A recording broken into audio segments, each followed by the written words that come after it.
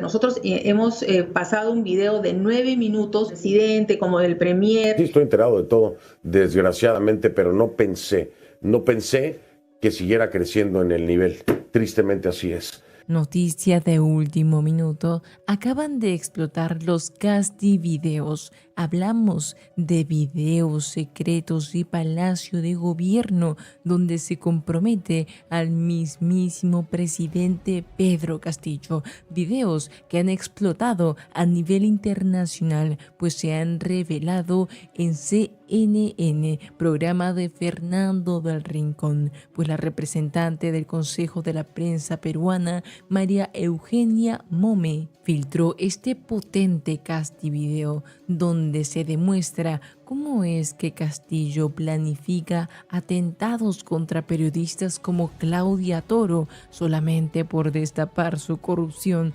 Veamos los detalles.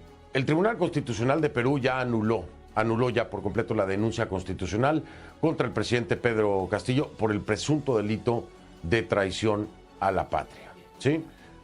A ver, recuerde que esa denuncia fue presentada después de que Castillo me diera una entrevista en enero en la que dijo que sometería a un referéndum, a una consulta popular, la posibilidad de darle una salida al mar a Bolivia. En su momento yo le dije, oiga, muchos pueden tomar esto como traición a la patria. Él se rió y no lo tomó así en cuenta y mire lo que ha pasado todo este tiempo. Pero bueno, finalmente el tribunal le dijo, no, esto no va. ¿Y qué dijeron entonces en el legislativo? Vamos con Jimena de la Quintana, está en vivo desde Lima, allá en Perú. Nos tiene toda la información sobre esto y otras cositas más, diría yo. ¿Cómo estás, mi querida Jimena? Te mando un abrazo, buenas noches, bienvenida. Hola Fernando, ¿cómo estás? Un abrazo.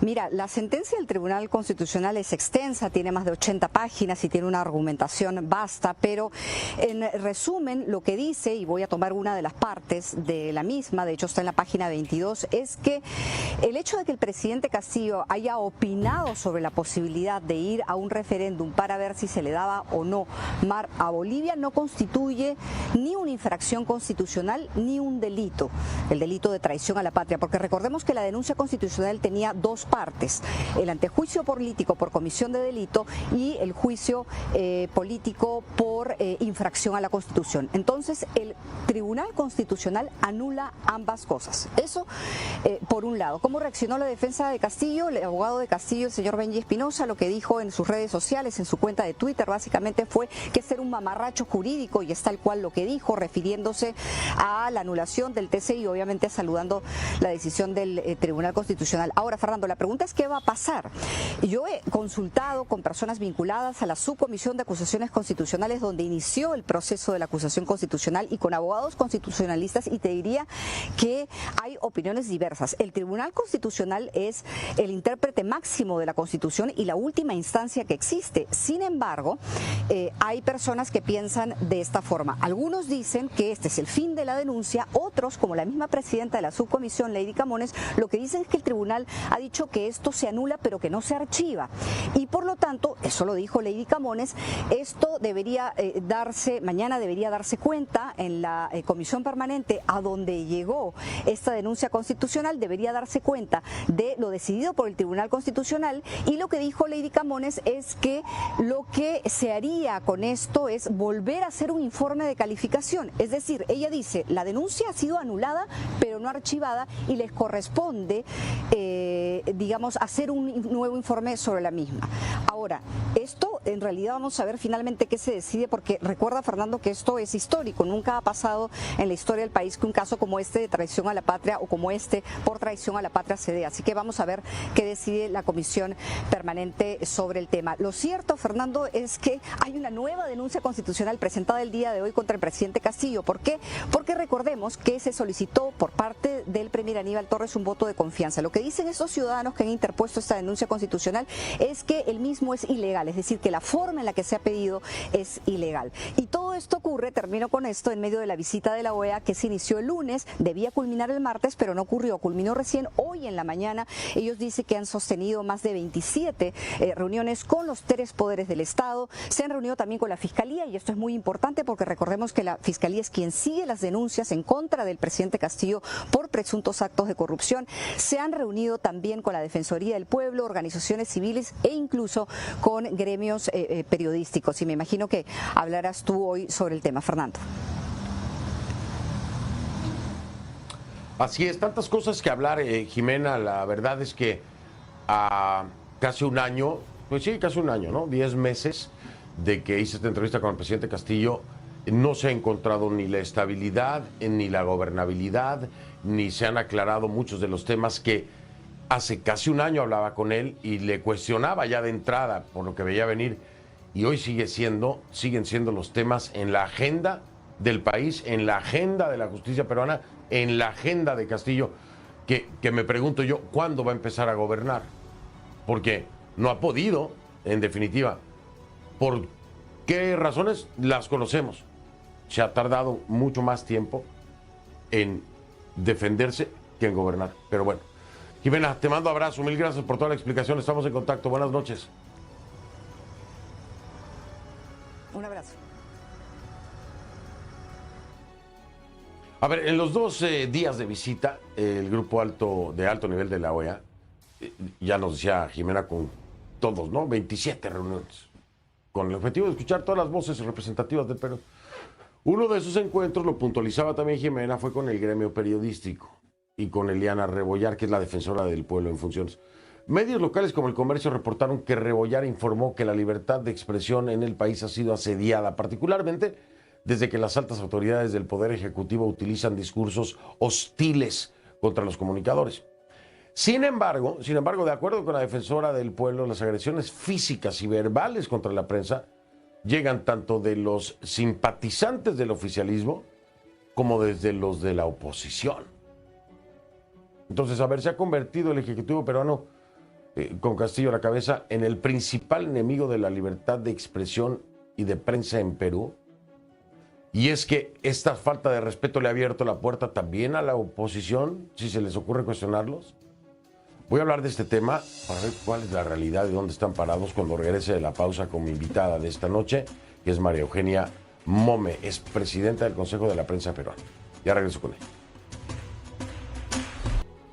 Le doy la bienvenida a María Eugenia Mome, que es la presidenta del Consejo de la Prensa Peruana, quien me acompaña desde Lima, allá en Perú. María Eugenia, bienvenida. Gracias por aceptar esta entrevista. Buenas noches, Fernando. Te agradezco la invitación que me permite comentar un poco la compleja relación que tenemos los medios de comunicación con el gobierno del presidente Pedro Castillo.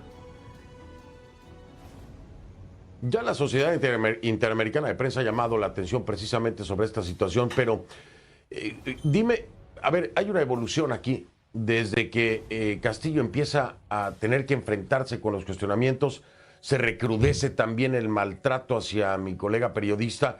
Pero ¿hasta qué punto se ha llegado ya, María Eugenia?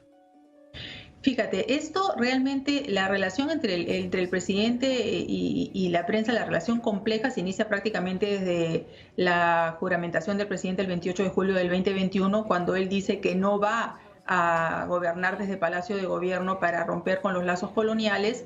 Y entonces, como Consejo de la Prensa, los 2 días advertimos que en aras de la transparencia el presidente debe despachar desde Palacio y colocar sus agendas y colocar sus actividades.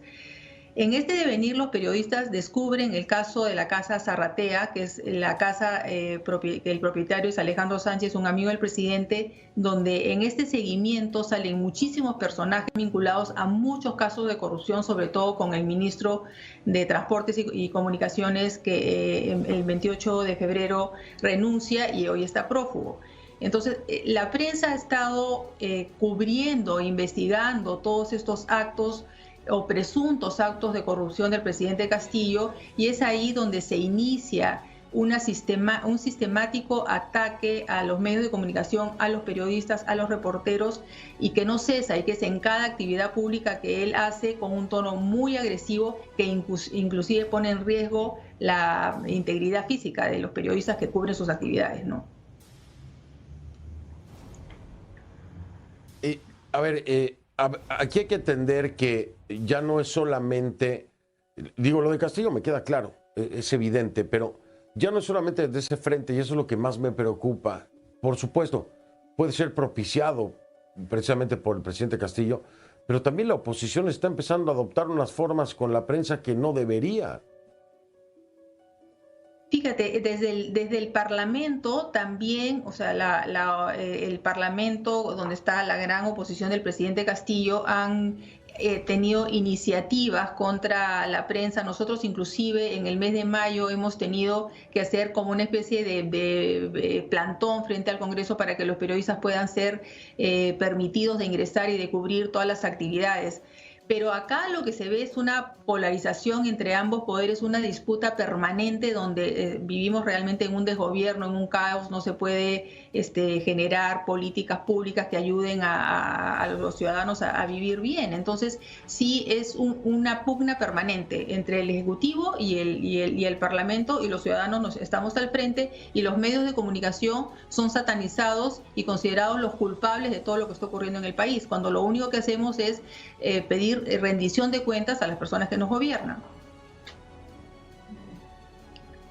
Y un movimiento que en gran parte creo que tenemos que echarle la culpa o agradecerle a Trump, ¿no?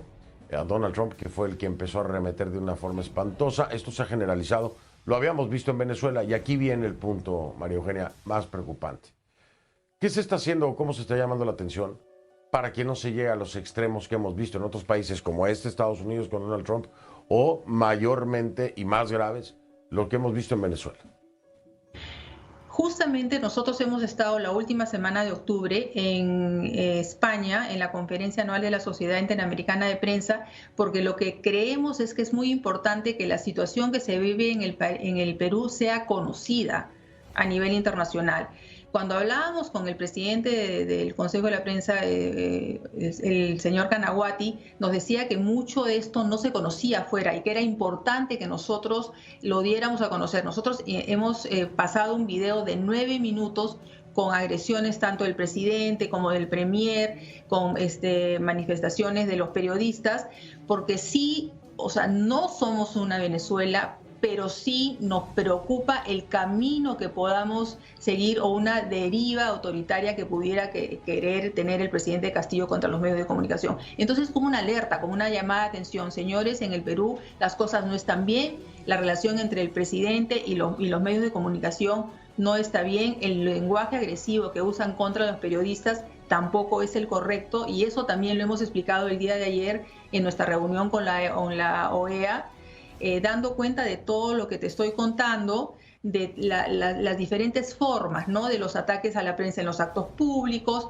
El presidente no da conferencias de prensa, la única que le ha dado es una que tuviste con él y otra con el presidente César Hildebrand. A los medios nacionales no nos da entrevistas.